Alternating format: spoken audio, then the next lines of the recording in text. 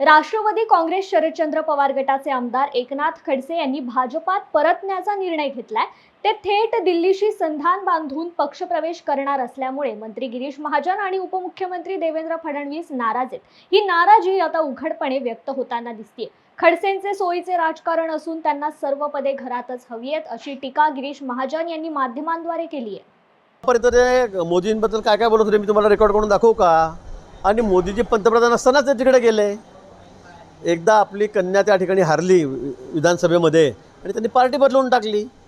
म्हणजे तुम्ही 30 वर्ष निवडून आलात, 35 वर्ष तुम्ही त्या ठिकाणी निवडून आलात, 20 वर्ष तुम्ही लाल देवाच्या गाडी फिरलात आणि मग नुसतं एकदा पडले म्हणून संपलं का सगळं पार्टीचं तुमचं पुण्य? हां, मग पार्टी तुमची दुश्मन होऊन गेली, तुम्ही पार्टी सोडून गेलात, ना इथून। आणि मग आता कसं काय तुम्हाला साक्षात्कार झाला की मोदीचं काम एकदम चांगलं 2 वर्षामध्ये? मला हे कळत नाही आहे।